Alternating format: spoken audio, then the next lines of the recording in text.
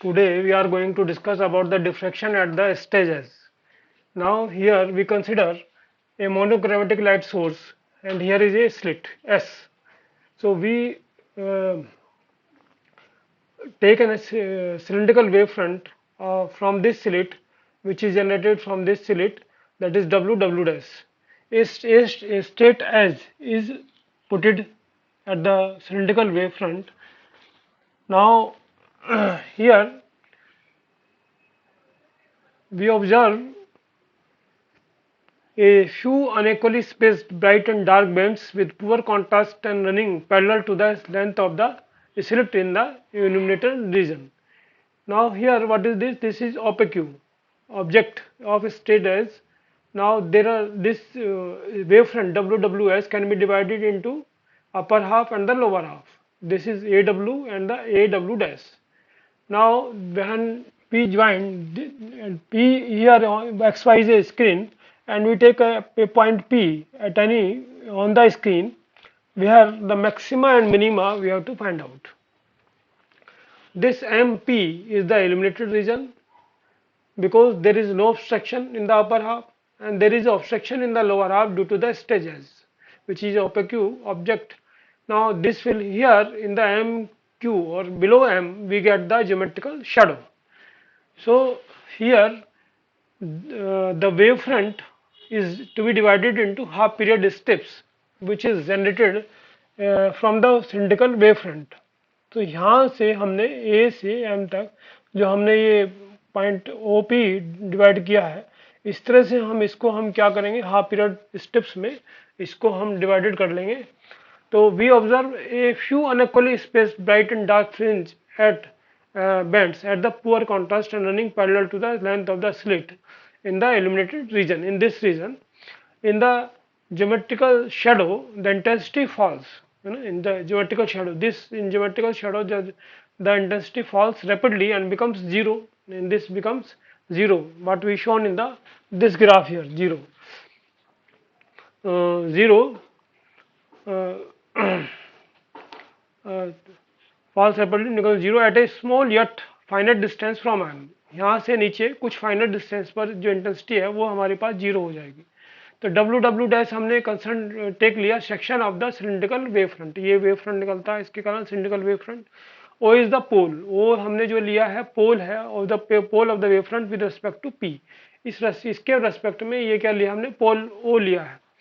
तो with P S centre हमने and radii equal to हमने OP plus lambda by 2 and PO plus 2 lambda by 2 PO plus 3 lambda by 2 और up to PO plus N lambda by 2 we marks of points on WWS. इस wave front पर हमने point marks किए है ना.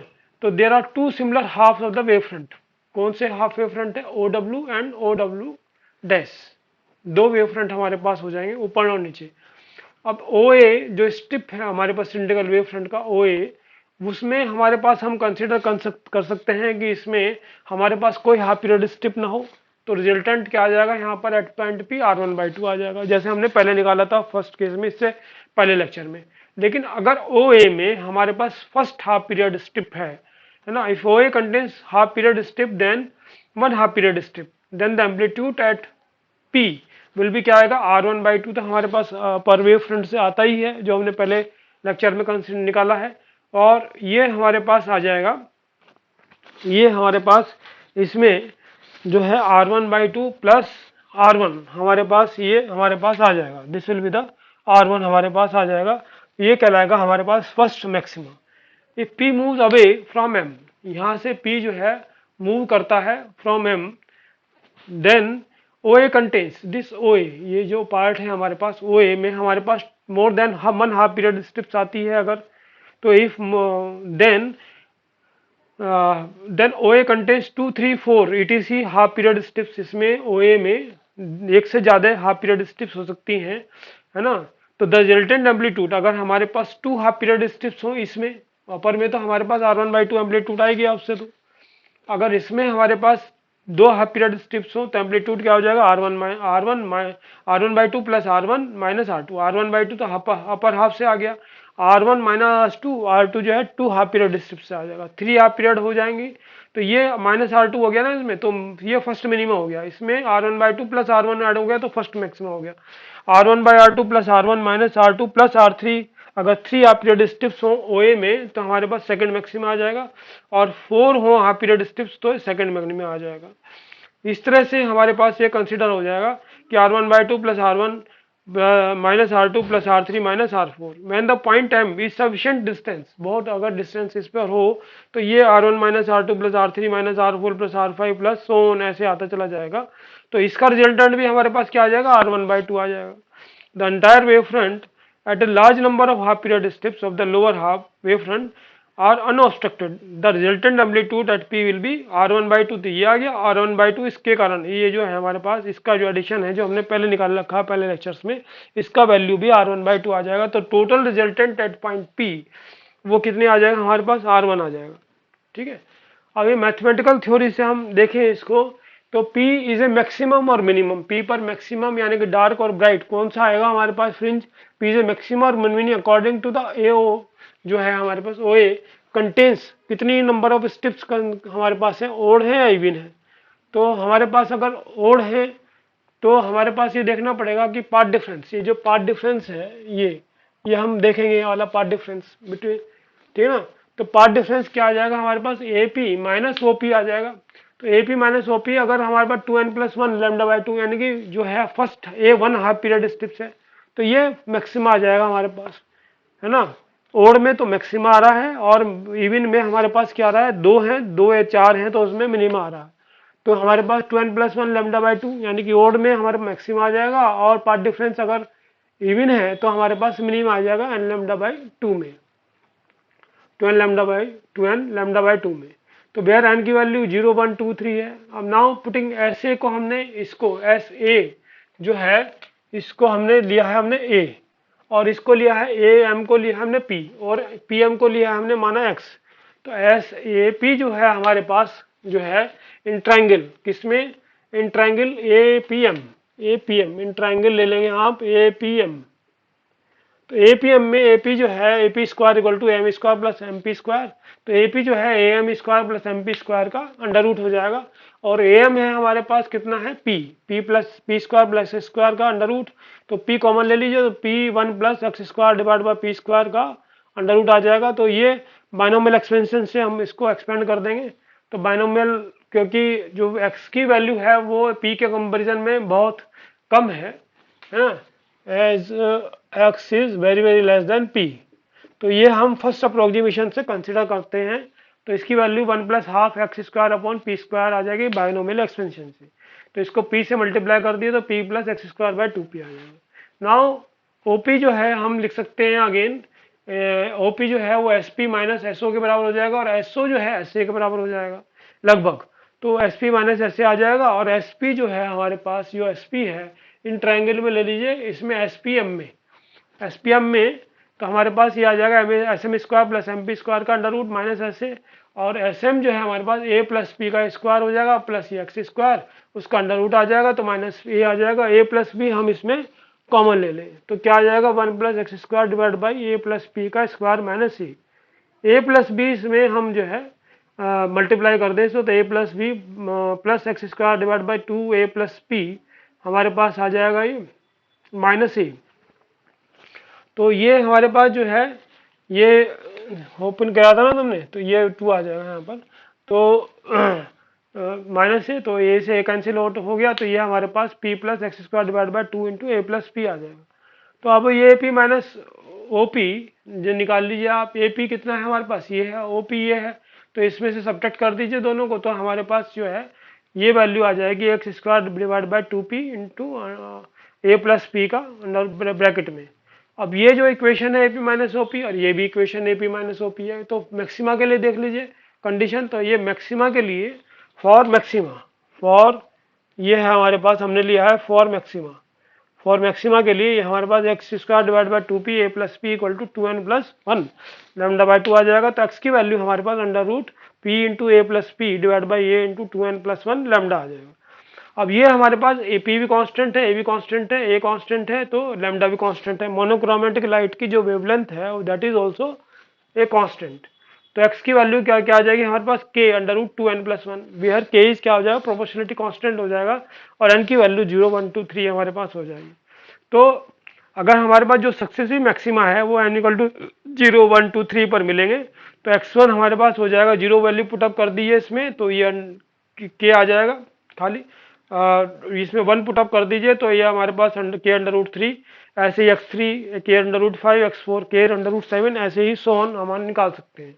अब इनका डिफरेंस सक्सेसिव मैक्सिमा के बीच का डिफरेंस हम निकालें तो x2 माइनस x1 जो आ जाएगा k under root 3 minus 1 equal to 0.73 k, x3 minus x2 another maxima का डिफरेंस जो है वो k under root 5 minus under root 3 equal to 0.50 k, और x4 minus x3 another maxima का डिफरेंस जो है k under root 7 minus under root 5 equal to 0.43 k आ जाएगा। तो ये देखेंगे आप तो 0.73 0.5 0.43 ये डिक्रीजिंग ऑर्डर में है, ठीक है ना। तो similarly the separation between minima, minima में हम क्या ले लेंगे यहाँ पर, ये 2n इंटू एन प्लस क्या नाम जो है N 2n into lambda by 2 ले लेंगे यहाँ पर।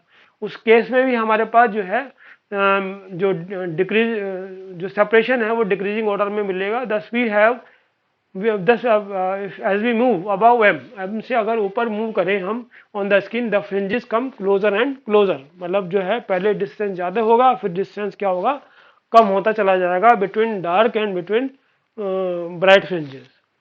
अब intensity at the geometrical shadow, यहाँ पर हम जो है ये जो m से y तक है हमारे पास MQ रीजन में है, इंटेंसिटी इसमें देखें तो ये हमारे पास ये तो हमने जो ग्राफ बनाया है इंटेंसिटी का ये हमने इसमें बनाया है distance move from m about m, तो ये हमारे पास इंटेंसिटी पहले ज़्यादा होगी फिर धीरे धीरे ये कम होती चली जाएगी, जैसे हमने देखा है जैसे हम से मूव करेंगे ऊपर की तरफ x की तरफ तो ये हमारे पास इंटेंसिटी पहले ज़्यादा हो जाएगी और फिर धीरे धीरे कम हो जाएगी। ज्योमेट्रिकल शेडो ये हमारे पास यहाँ से यहाँ तक, ये यहाँ से यहाँ तक जीरो, यहाँ पर जीरो जाती है ज्योमेट्रिकल शेडो में, यहाँ पर कुछ ना कुछ हमारे पास आता है। तो ये हमारे पास स्टेज एज है, तो स्टेज एज के यहाँ से अगर हम देखें मैथमेटिकली तो जब हमने स्टेज एज यहाँ पर ऑब्स्टेकल लगा दिया इसमें तो इस पॉइंट पर इल्यूमिनेशन आना चाहिए और इस पॉइंट पर हमें टोटल डार्कनेस आनी चाहिए, लेकिन ऐसा नहीं देखा जाता। यहाँ पर भी कुछ ना कुछ इल्यूमिनेशन कुछ ना कुछ शेडो हमारे पास लाइट आती है जिसको हमें निकालना है कितनी आती है, कितनी इंटेंसिटी होती है उसकी।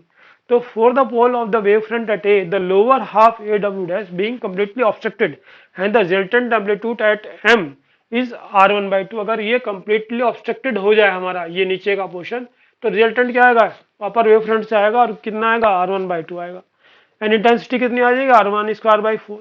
तो let us consider a point q, consider a point q and q and o dash हमारे पास क्या है, ये अनदर पोल है किसका, ज्योमेट्रिकल शैडो का। o dash is the corresponding pole, thus the entire lower wave front o dash और w dash जो हमारे पास है and the portion o dash a of the upper wave front, ये o dash a of the upper half of the wave front जो है हमारे पास is obstructed only the part aw of the upper half, aw ये हमारे पास aw जो है upper half sends out light to q if o dash a cuts off only first half period steps, अगर हमारे पास o dash a पे खाली ये first half period steps हो तो हमारे पास जो है first half period of the upper half wave front the amplitude at Q will be हमारे पास क्या हो जाएगा r2/2 and that will be r2 minus r3 plus r4 plus minus r5, तो इसका रिजल्टेंट क्या आएगा r2/3।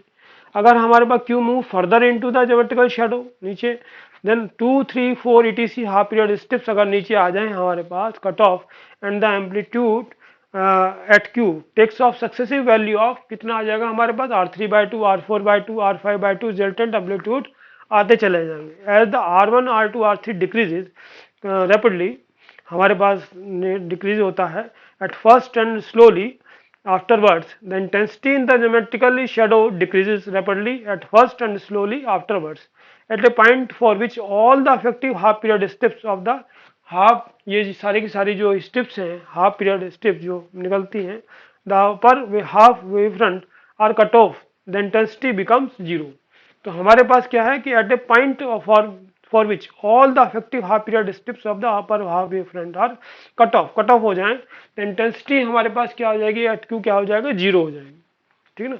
तो यही हमारे पास ज्योमेट्रिकल शेडो में हमने दिखाया है। तो ये हमारे पास यहाँ पर आके ये जीरो हो जाएगी। कुछ ना कुछ यहाँ से हम से जब थोड़ा सा आगे चलेंगे तो कुछ ना कुछ हमारे पास शेडो आएगी, और धीरे धीरे शेडो भी हमारे पास जो इल्यूमिनेशन आ रहा है, लाइट आ रही है, वो भी आफ्टर ए सर्टेन डिस्टेंस क्या हो जाएगी, जीरो हो जाएगी। So this is all about the diffraction at a straight edge, यानी कि इस एज जो है हमने इसके सिलेंड्रिकल वेव फ्रंट के सामने हमने रखा है। ठीक है ना। Thank you.